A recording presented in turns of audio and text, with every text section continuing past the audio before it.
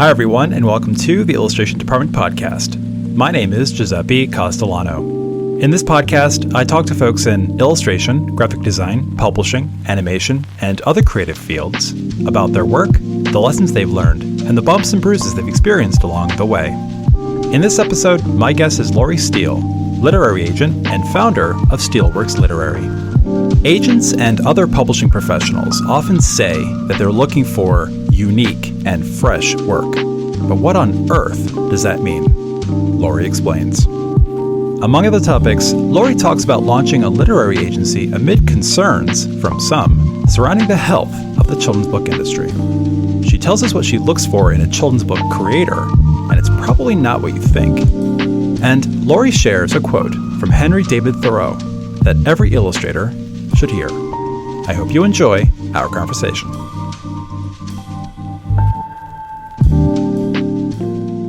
I never pass up a chance to talk to somebody about Maryland, because I'm from Maryland. I was born in the city, but we moved out when I was a baby, and we sort of jumped around, Parkville, Lutherville, Timonium, Towson, sort of you're center. a Baltimore boy. I'm a Baltimore boy, for sure. Mm-hmm. But are you from Maryland?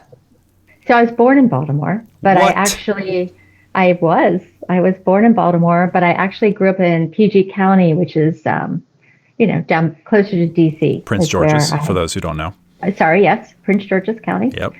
Spent a lot of my formative years there, then moved to Montgomery County when I was in 5th or 6th grade. And then I actually was at Appalachia for a while and then moved back to Maryland. I moved all over, but I'm now in Maryland and have been since 2000 when I moved back from the UK. And so this is where our kids grew up. And love it. I love Maryland. We've got the best flag. I'm just going to We put that out definitely there. have the best flag. We have the best, Star Spangled Banner comes from We Maryland. do. It's Yep. about Maryland, really. And then we have the best baseball team. I don't know if you're an Orioles fan, but I am. We only had the Orioles. That's right. Right? There were no Nats. Oh, so, right. You have the Nats. I don't have the Nats, but the Nats are here. Definitely more of an O's fan. There you go. So, Well, I knew I chose the right person. there you go.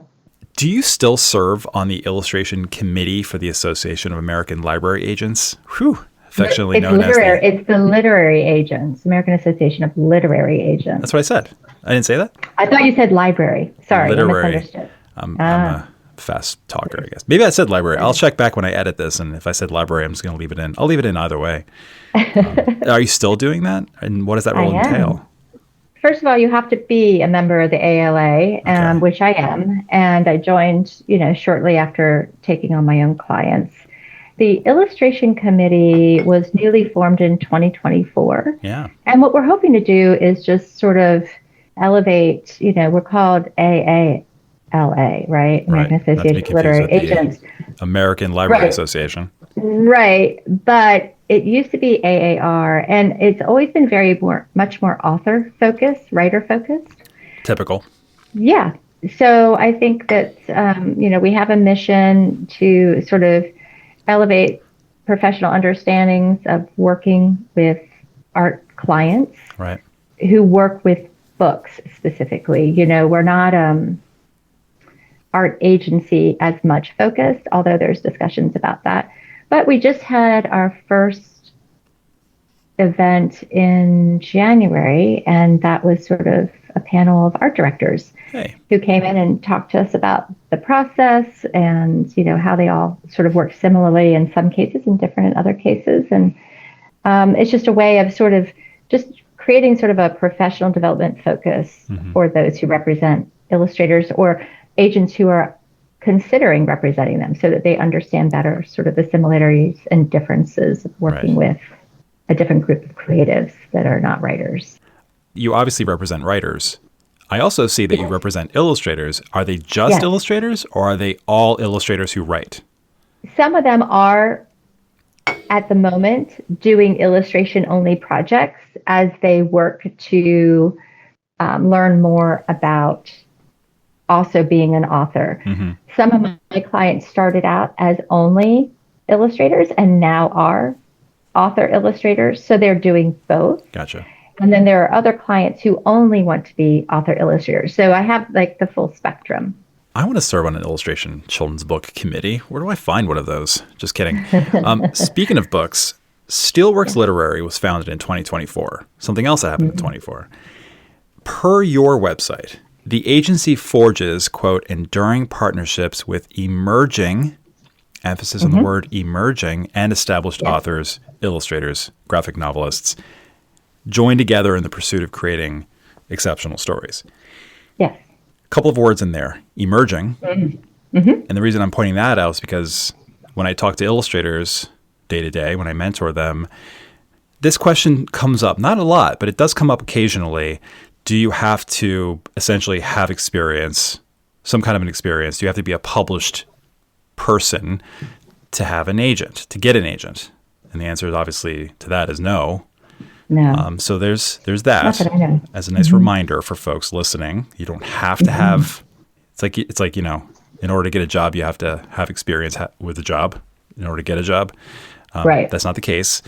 The other is graphic novels. I found that interesting that you pulled that out. Authors, illustrators, and graphic novelists. Yes. Is that just because graphic novels are continuing to be fire in the publishing industry? No, I don't think that was my intention when I wrote that. I just wanted to be clear that I also represent creators who are specifically comic artists. Gotcha. I do think that there's a different process and it's a different skill set. Sure. I'm asking you that sort of selfishly because I'm mentoring a bunch of illustrators who are graphic novelists and they listen to the podcast. So I'm just going to leave that there, leave that kind of hanging. Thank you. For them. Moving on. It has been a year at SteelWorks. How's it going?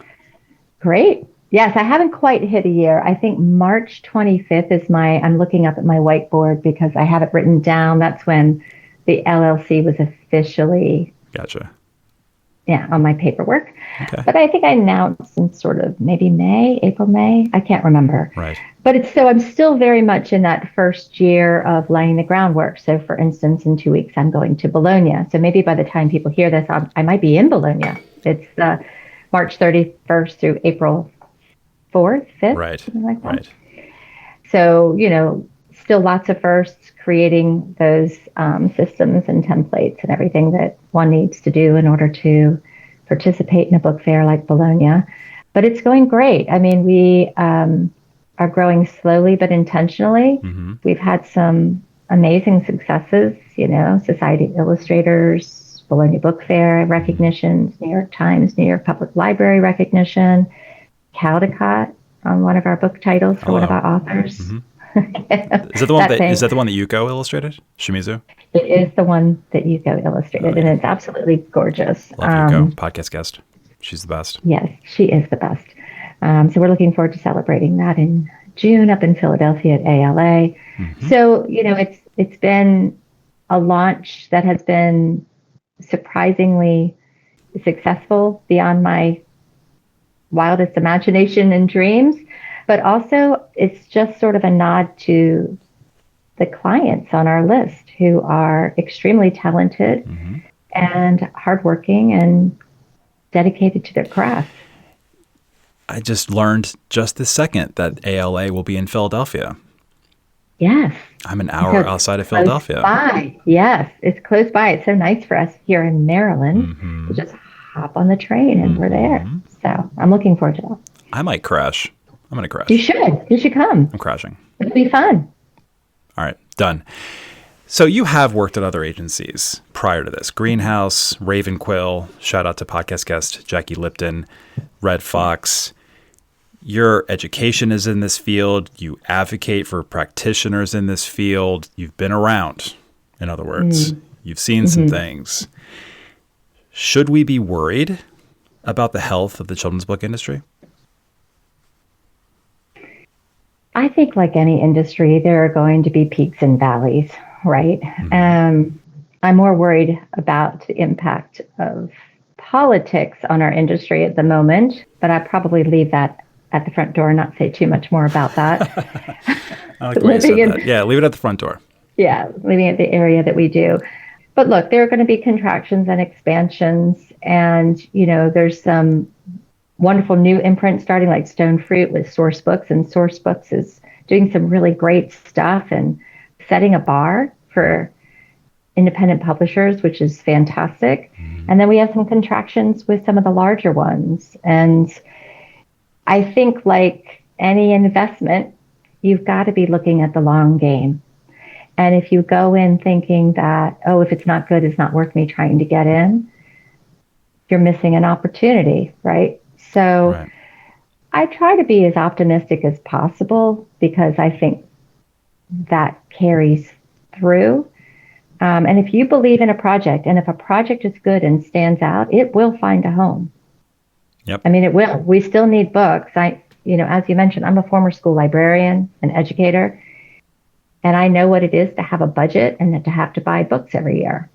Again, politics might be affecting said book buying, but the budgets are there. The librarians are on the front lines of championing these books to young readers who are the reason we create. If you have a strong project, I do believe it will find a home. I say that to illustrators all the time. If your work is good, if the story is good, if you are doing what you need to be doing to let people know that you exist in terms of promotion, emailing, and all that, eventually the dam breaks. It will break. And you just have to hang in there. Exactly. And I was talking to somebody this morning about that. Maybe I'm missing something here, and you can help me fill in the blank if there is a blank. But this is the piece of advice that I think writers and illustrators should hear and do. But it's advice that I hate giving because it sucks, but it's true. If you want a chance at being an illustrator / writer / illustrator, whatever, you need persistence and patience. You have to be persistent with the work, with the promotion, with keeping your portfolio updated, your whatever. And you have to have patience because it takes some time. It takes some time, and it sucks because like not everybody has the time. That's a privilege, so that's already hard. And to be persistent is to carve out the time to do that. So both things take time, and not very many people have that time because time is of the essence with their age or their financial situation or whatever. It's just it's such a privileged thing to say. You need to just be patient and persistent. But I think that's literally the key. And I hate saying that, but it's true. And I think that's art, right? I think that art does not happen in a vacuum. You don't just decide to write a book. You don't just decide to become an illustrator, right? You have to invest the time into learning your craft. And then once you've learned your craft, you have to invest time if you want to make that your career. And so I think there's a difference, though. Do you want to make it your career, or does it just fulfill you in different ways? And you're happy to do that writing or that artwork or whatever it may be for yourself, for your family, for your community. Right. If you want to do it as a career, it's a different kind of time investment. And I agree that there is a privilege that comes with time, absolutely. But there are also priorities on how we spend our time. And right now, so much time is sucked up with with devices and other distractions that also make it difficult. But also, people are trying to puzzle together a living wage, right? Also finding advocates, communities that help lift, support, share resources and ideas is also part of that journey to getting published. Right. You're not alone. There are so many resources out there. Mine there included. Are, especially now. Right. Yes, exactly. That help. I must admit, when I started, because of course I also am a writer, I have lots of things in my drawer that I never sold. Novels, many novels. Oh my God, Lori. Sames. Right? Oh yeah. So I've sort of walked in the shoes, as it were, but it fulfills me, and I hope to, once the agency is sort of humming along, return to my morning routine. But the mantra is a persistent writer becomes a published author. I think that's true for whether you're an illustrator or graphic Right. graphic artists. The persistence is key. How much do you want it? Yeah, the reason I'm asking you about the health of the industry is, like, if you felt that the children's book industry was on its way out, you wouldn't have started your own company No. that relies on said industry for its very survival. Literally. So, No, you know I what I mean? wouldn't. Right. I wouldn't have started an Exactly. agency. I do feel good about that there are still homes. Kids will always need books. Yeah. I mean, that's the reality. Books still have to be made. So Right. why not let it be you? I didn't even have it in my notes. But yeah, the whole like manuscripts in your drawer thing. You have to be patient and persistent. And then you do it. And you're like, okay, I'll do that. And you do it. And then you get these rejections. Yeah. It's like you're riding a bike and someone sticks a stick in your tire. You know, it can trip you up. It can trip you up. But it's also good practice Sure. because they don't stop once you have an agent. They don't stop Oh, after no. you have a book deal. Right. Right. How many times have you been rejected from Oh. publishers? Every day. There it is. Every day. Yeah. Right. So it's good practice for the industry. And the more you're getting your work out there, the more feedback you might get. Not everybody can give feedback, but if you're getting very standard passes, that's feedback. It's passive feedback, but it's feedback. And, being in tune with that, developing sort of a sense of evaluating your own work, what kind of interest it's getting or not getting, Right. is informative. I have submissions out to a bunch of editors for a book that I want to get together about illustration. Mm-hmm. And I've so far received 3 rejections. And all 3 rejections have been pretty standard. Just thank you for this. It is not for us. Good luck to you in the future. Mm-hmm. Maybe this is just a coping mechanism for me, but all 3 of them really feel like they were written by AI, or at the very least, just sort of a templated email. Maybe a template. I'm pretty sure that, I don't know about editors, but I can't imagine an editor using AI. Yeah. So it was just a template. So that, to me, that just tells me what I learned from those rejections is that wasn't the right house anyway. Right. So that's the feedback, right? It's not, you thought perhaps it was a good match, but actually maybe it's not, or that person isn't. That person so isn't. even the standard reply, I think, is helpful. But, it's also good to understand that, for instance, I opened unsolicited queries January 1st to 5th, mm-hmm. and I received 565. In 4 days? Mm-hmm. Or 5 days or whatever. 5 days, yeah. It's a lot of reading of 10 pages of query letters plus a synopsis plus 10 pages. Right. And so sometimes there just isn't, when you were talking about the privilege of time is the biggest commodity in many ways, right? Yeah. So I don't have time to always give feedback. But if there's something I really love, but it's not for me, I will suggest you might want to reach out to my colleague at fill in the blank, that kind of thing. Right. As I read through your website, I noticed that you use words like unique, unforgettable, authentic, and fresh. Mm. I'm going to pretend to be an illustrator who's looking for an agent. Who doesn't think their work is fresh, unique, and unforgettable? I want to be very transparent with you, Lori. On the podcast, I don't expect you to listen to every episode, but I sort of crap on those words a little bit because I don't get what they mean. Okay. Tell me what they mean is it's not something that is derivative. I see a lot of derivative art, a lot of derivative stories. Me too. If it's derivative, it is then, in essence, not fresh or unique. Yep. Right? Okay. Just like I see a lot of didactic stories, and they're not for me, right? Mm-hmm. I look for books, and I look for art that trusts the reader. That isn't, if it's created for the young person, and it's like the lesson, the moral of the story is, I'm going to give you everything with a pat ending. That to me underestimates the ability of children to see more or understand more than what's on the page. Ah, bless you, Lori. They have a huge capability Oh, yeah. to infer, to analyze, and to make these contextual leaps that I often see when I see art. When I say it's not fresh, it's not unique, what I'm seeing is that derivativeness. And I'm also seeing it's almost like didactic art. It's telling you everything without allowing you to explore and try and figure it out a little bit. I want the art to help the kids figure it out, to not have all the answers.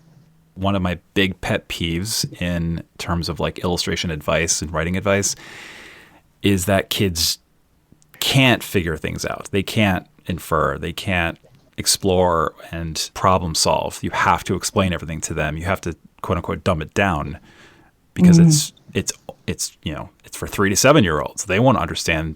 Like, don't put the word didactic in the text. They don't know what that means. And, you know, maybe the art has to be a little bit punchier or more colorful or cuter because it's for kids. And God, it drives me crazy when I hear that because it's wrong. And I think that's not the intention. I just think that the understanding of children's art and how elevated it is, which is why I love that Mac Barnett is now our new Children's Literature Laureate, right? Because he's really going to be putting picture book and art front and center.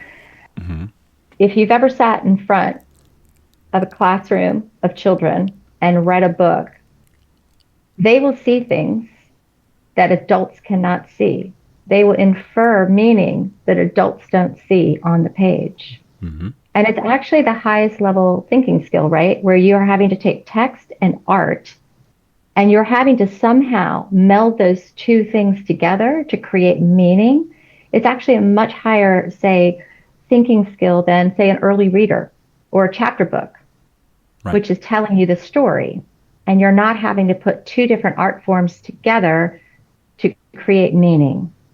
And most picture books are written on a 4th to 6th grade level, right? Because it's assumed that there'll be that collusion of the adult as part of that triangle, or maybe it's a square because you have an author, illustrator, reader, and child interpreter, right? And sometimes it's a triangle with the author, illustrator.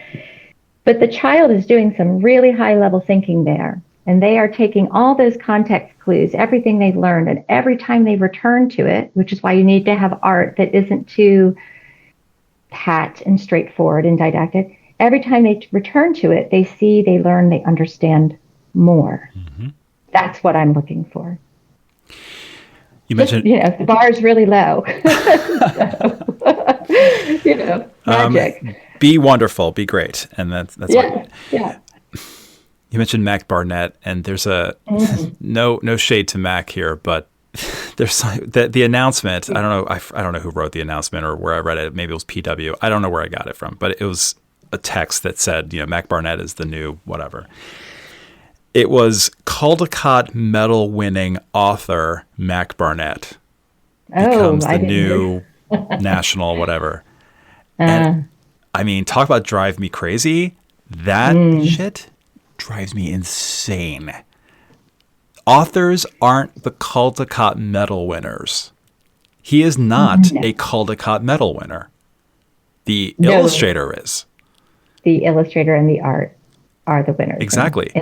In that partnership. However, I will advocate for my authors here in that it's very difficult to create elevated art to Caldecott, Society of Illustrators, or New York Times accolades without having the story, the scaffolding to put it on.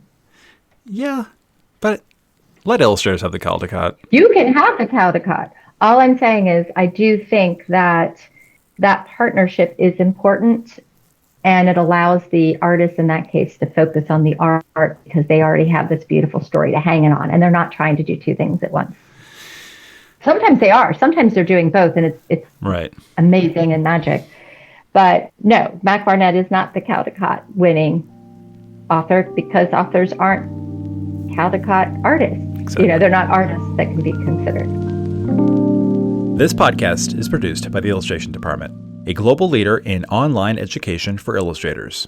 Visit illustrationdept.com for offerings like mentorships and portfolio reviews, testimonials, our alumni showcase, our best-selling Substack, and more. That's illustrationdept.com. And now, back to our conversation. What do you see in an illustrator's portfolio, submitted to you either straight up or maybe at a conference, that you like? One thing. Beyond what we've already discussed. Evocative art. Okay. Where I immediately feel something by looking at it. Relatable. I know that's not very helpful. Yes, and I'm not meaning that every art has to be art capital A. Mm-hmm. I'm simply meaning that the image or multiple images in the portfolio make me feel something in some way. And it's, again, not just more straightforward. Right. What don't you like beyond straightforward and pat? Well, that. But I don't tend to be drawn to more cartoony images, mm-hmm. sort of that high digital, big eye, Disney-esque characters. Okay. That isn't for me, because I think most of my projects and sort of what I'm looking for is probably leaning more literary than commercial. I mean, I do have commercial artists on my list, but they tend to sort of straddle lines. Gotcha. Yeah, the whole cartoony thing is obviously been discussed quite a bit over the years, over the decades. What's the meaning of that? What do people mean when they say cartoony? Why do some agents, art directors, editors, some like it, some don't? I think it's obviously all personal taste. I mean, you can think of like an Anoosha Syed or Vera Brosgol, Alex T. Smith. I mean, these are illustrators whose work one could describe as quote unquote cartoony, but there's obviously a great deal of artistry with all three of them. What if it's cartoony, but the artistry is there? What if it's beautifully crafted?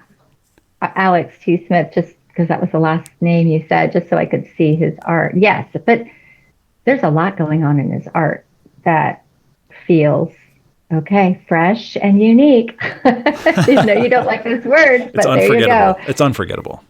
Yeah, it is unforgettable. It's very distinct to that artist, right? Gotcha. It's distinct. Right. I imagine that if you saw his work in a book, you would think that's probably Alex T. Smith's work. For sure. And that is different than that sort of more, again, not to put Disney down, but, it doesn't have that sort of Disney feel. And maybe this is where the artist is starting because it's what they know.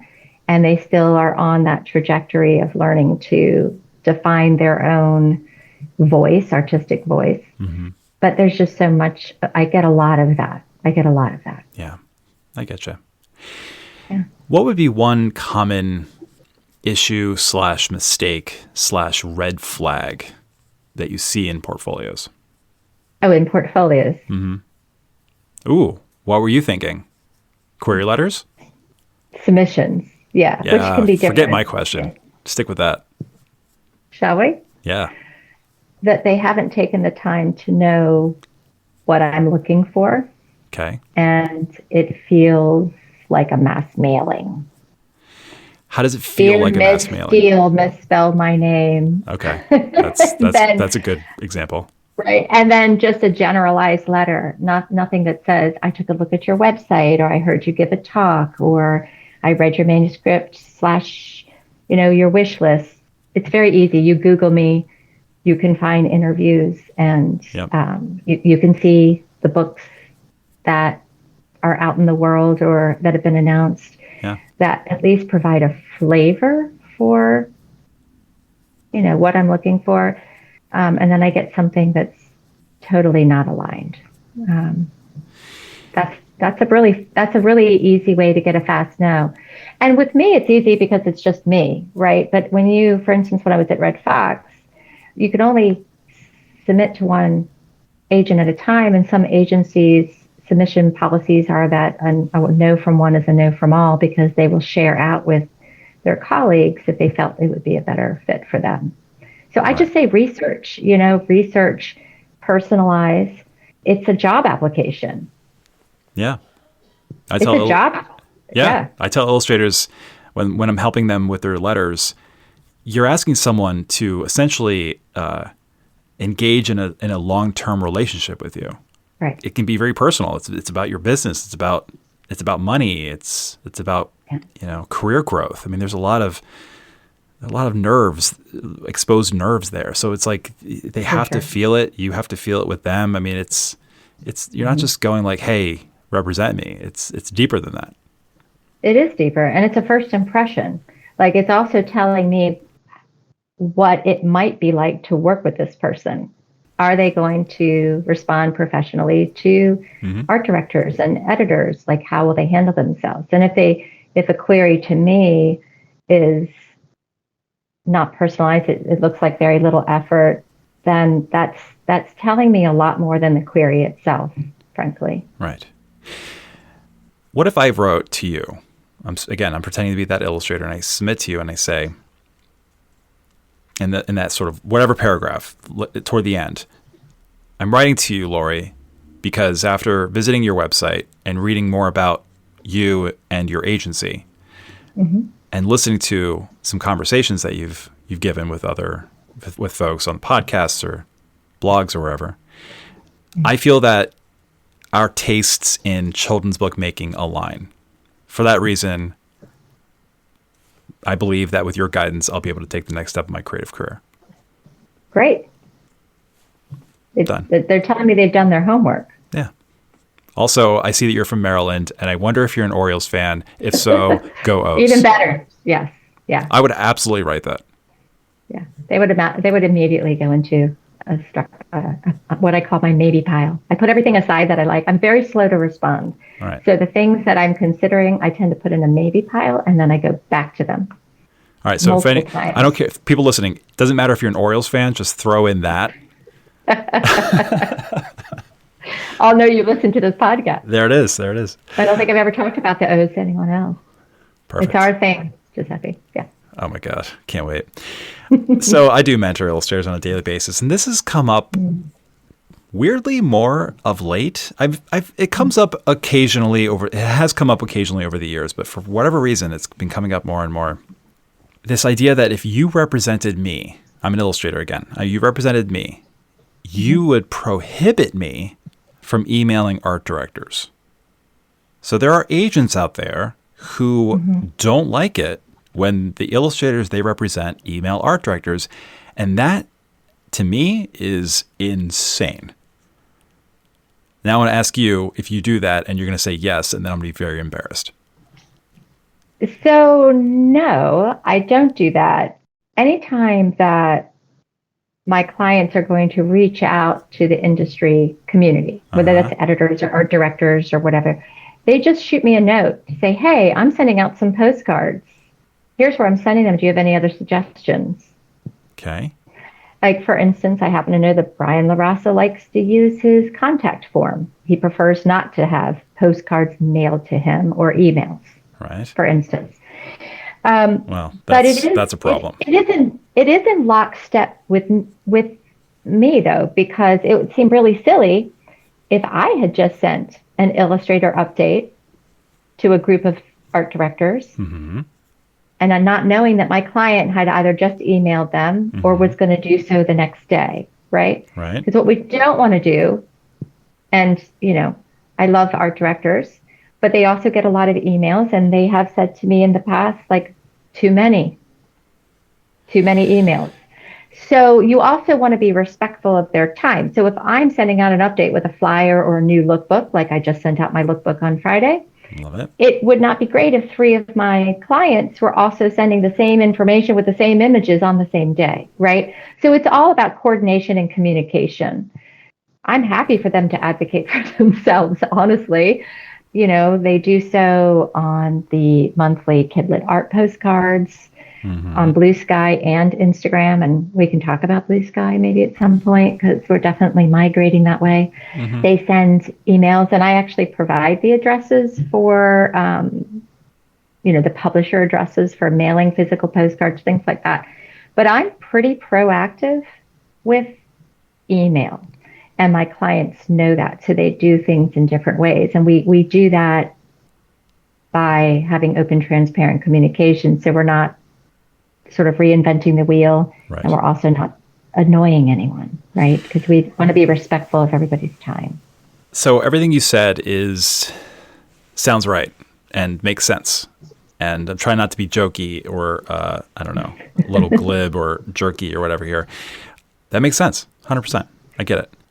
However, that's just the way that's how we do it. Yeah. No, and it's what's your however? Okay, just it's a correct way to do it. No. I'm not criticizing. That sounds lovely. You communicate with your clients, which is like, oh, that's a thing that I sometimes hear illustrators say to me. Their agents haven't communicated with them for months. Oh. So you do that. You said you're pretty active with your promotion, which again, I've heard from illustrators that their agents aren't. Mm-hmm. And then these are the same agents who are like, no. We will email the art directors, not you. Mm-hmm. To which I say, bullshit. You absolutely should be emailing art directors because there's really only 3 things that an illustrator can control. 1, their portfolio. 2, researching the industry that they want to get into. And 3, promotion. And if you cut emailing, which is the most effective form of promotion, out of their repertoire, that severely hinders an illustrator. And then if the illustrator and the agent break up eventually, then that illustrator would not have been emailing or researching for who knows how long. So now they're really behind the 8 ball. So that's reason number 1 why I feel like it's let me be a little bit calmer and not say it's insane, but not a good idea. Reason number 2. You have to thread the needle. Yeah, but you have to thread the needle carefully, though, because there are some editors and art directors who really don't welcome that. Right? They don't welcome the email? Multiple emails. Oh, well. From agent and client. You read my mind, because that's reason number 2, that I don't care. I tell illustrators, I don't care if Brian LaRosa only uses a contact form and prefers not to be emailed. No offense, Brian, if you're listening. And I don't care. I heard the other day that Laurent Lynn at Simon & Schuster, who I used to work with, and I love the guy, but I heard that he said at a conference that he doesn't like emails. Tough shit. I was an art director for 20 years, and I received tens of thousands of emails and postcards. Not once did I go, this is too much. I need to tell illustrators not to do their job? That's my fucking job as an art director. Mm-hmm. Pardon my language. See what I'm saying? So, no. It's your job to receive an email. You don't get to tell illustrators how to spend their time or build their careers. You don't have that power. And I'm not focusing purely on just Brian and Laurent. Also on these agents. Doesn't it make more sense for both of us to be doing promotion on my behalf as an illustrator? Also, reason number 3, so I get an email from you and an email from the illustrator on the same day or the same week. So what? This happened all the time when I was an art director. And not just me, art directors that I've talked to about this couldn't care less. I had a huge design team at Penguin. None of us could care less. In fact, often I'd have designers coming into my office with a postcard or an email, and they'll say, hey, did you get that? Did you see that illustrator reached out? The work is really good. I'm like, yeah, I got the same email. Yeah, it's good, right? Yeah, it's good. That's the conversation.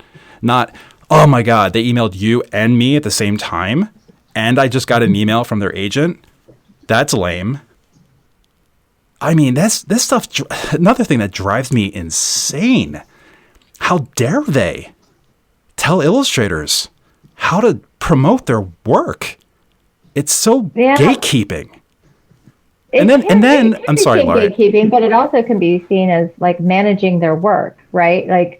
I think that 5-10 years ago, art directors' emails and things they weren't out there in the ether, and I think there's a lot more ways to reach them now, social media, on emails. Right. And it can feel, to make your way through all those emails. I got a couple hundred emails a day, and that's just regular work. right? So I do too, and I get it. It's a lot. I'm yeah, not saying it's not. To do that and also the job. So, I know. I think that there's just this like trying to find the balance of how does one manage? I mean, they could just not reply. True. Or maybe spend a I've little heard less you say time. on this podcast. I know. I'm not a big fan of that. I think if someone spends the time to follow all of your directions to submit something, you should at least give them at least a form letter. Oh, if they followed your directions in the sense that you've had a conference and you said, I accept this or that. Right. But when they're being on those unsolicited emails where you haven't invited, like there are most art directors, I don't think, are out there inviting folks to send work their way. Are they? Not that I see. Maybe I used to. I used to put it on Twitter all the time. I'm looking for illustrators. Here's my info. Yeah, and there are some that are super active now in Blue Sky, but do the same thing. Right. And Brian is one of them. I mean, Brian puts out there, I'm looking for this dinosaur or whatever. Yeah. Send me a link or put an image in. And it's a great way to solicit from folks who aren't agented and don't have, That's why I use Twitter. I used it when Twitter was good. Mm-hmm. That's how I found illustrators primarily. I found illustrators there too. Yeah. Also, I gained the ire of a couple of agents because I would use Twitter instead of their agencies. One agent said to me, "Oh, you should watch out. You're pissing off agents." And I was like, "I don't care. Twitter's great. I'm finding a lot of illustrators. If they have an agent, fantastic. But so what?" This is many years ago. This is one of those things where like I'm gonna get into the editing in a couple of days and hear myself be really angry and disrespectful of you and yelling at you and yelling at the listener. It just drives me nuts because it's so hard to be an illustrator. And then you have these folks who are telling illustrators, like they're throttling the chances, the opportunities that illustrators can make for themselves. Mm-hmm. And it does, I'm sorry, it's very gatekeepery to me. And what's weird about that is then you see them writing on Twitter. Maybe they should be spending less time on social media and more time, reading these emails apparently that they can't handle. All about like, we need to break down the gatekeeping, we need to pull away the velvet rope. Yeah, go ahead, you first. Anyway, end of rant. It's difficult, I'm sorry. though, because I'm a gatekeeper, right? I was a gatekeeper. Yeah, I know. Right. But it also means that the submissions that I'm sending have been developed and are hopefully coming from an agent will be professionally. I know, sent Lori. I know. all the things. It makes total sense. It's emotionally intelligent. It just pisses me off, and But you're passionate about making sure that your illustrators can find homes. Yeah. But it's competitive. It's competitive out there. Yeah, for writers too. Writers can't just email editors with their books. Right. Unless it's an open house, and there are plenty of open houses. And it's a bit apples and oranges, but I think those guardrails have become tighter and tighter because of the many venues, the many ways of contacting people has just grown. It used to be a phone call, and then it was email, and then it was social media and text and chat and Slack and all the things that they're not just getting emails, they're getting Slack messages and Instagram messages and internal stuff. Like it's a lot. Yeah, there's a lot of spigots they can turn off if they need to. They can just be like, I'm only going to use emails, or I'm only going to use, and that's what Brian's doing. I'm only using this form that he put together. Well, he doesn't say I'm only. He says I prefer. If you want to send it to me, my form is right on my website. This is a great way for illustrators to find me. You're going to get lost if you're in my email box, but I'll see you if you go to my contact. Okay, I get it. I think I saw it as an invitation. I thought it was. Okay, and you're right. Again, this is just me being emotional, and maybe it's because all I'm doing is channeling the countless conversations that I've had over the decades with illustrators who see this and think it sucks, and I don't blame them. Let me share one more. It does not suck. I mean, it's all hard. Yeah. Yeah. The other thing that bugs me, one more thing that bugs me, and then we'll come back to like pretty butterflies and rainbows and sunshine and stuff, is this. okay, so like, wait, Brian likes this, and Laurent doesn't like that, and this other art director only wants me to DM them on Instagram, and then this other. So I'm now having to research every single art director's preferred method of receiving my art. That takes time I don't have. I have a family, I have a job, I'm trying to build a portfolio, maybe go to a conference, and this and that. And now I have to go into every single art director's like internet archive to find how they prefer to see my work.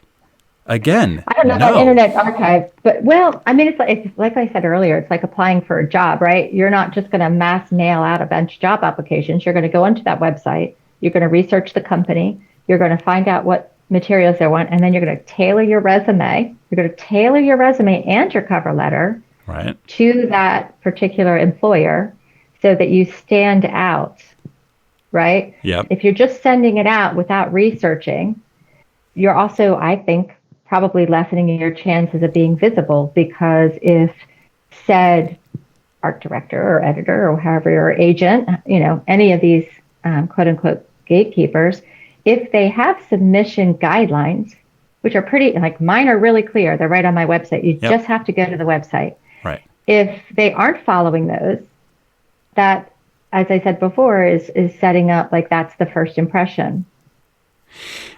Yeah, I guess it would be better to separate literary agents. With a literary agency, if you're submitting to them, definitely research the heck out of the agent that you're querying. When it comes to art directors, going back to the job opportunity analogy, every children's book art director, virtually every children's book art director, is a job opportunity. And there are hundreds, if not thousands of them. Yes, but I talk to colleagues they're getting picture book art or graphic art, and they only do covers, right? Okay. Or so they're not researching to see what that art director is actually working on. They don't have the time to. They don't have the time to do that. And also, sometimes art directors don't have their work on their website or on LinkedIn or Instagram. Their Instagram page is private, so they can't see that. Do you see what I'm saying? It's not easy. If you want a chance at being an illustrator, patience, persistence, and hundreds of emails of art directors. Because if you don't have those three things, you're not making it. It's not happening. And I tell illustrators this all the time. You need at least 250 to start off with, if not into the multiple hundreds, like 500, 750, even more emails of art directors to get a chance, because obviously it's a numbers game. The more art directors that know you exist, the more likely it is that you'll get hired for something. Now I have to research every single one of them. That's why I think Instagram, that Kidlit postcard is magic, because I actively look there. I know my colleagues do, both agent, editor, and art director. Yep. And that way they're looking for what they need, and they will, I do think a lot happens on those social media platforms. If you're active there and you're tagging it, you're doing your hashtags, and on a Sunday afternoon when I'm sitting down chilling, I pull out my iPad and I put that hashtag in, and I'm looking and I'm bookmarking. This is on Blue Sky, not Instagram, right? Both now. Right now it's both, not Twitter.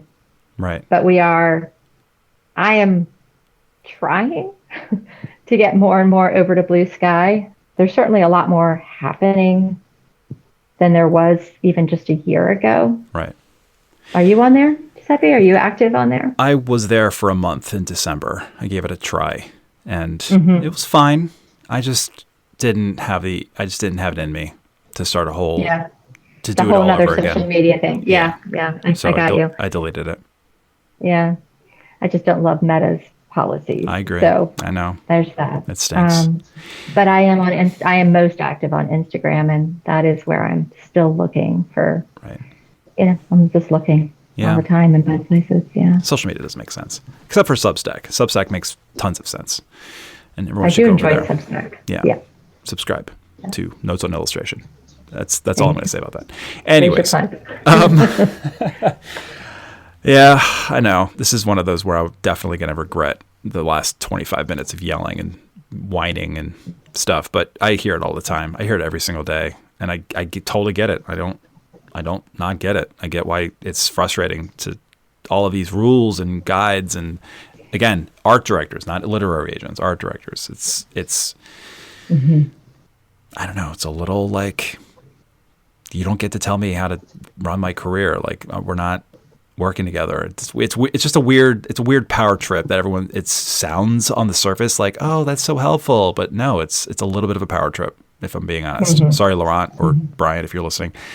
Back to positive stuff from negative energy stuff. Okay. What's the Henry David Thoreau quote that you have? Was it on the wall, hanging above your computer? Oh, it's here. It's on my. I'm just going to lean over and get it off of my. Because I can't see that far right now. Where I'm sitting, I have to like lean over. Yeah, I know of no more encouraging fact than the unquestionable ability of man to elevate his life by a conscious endeavor. Love that. Me too. Why'd you put it there?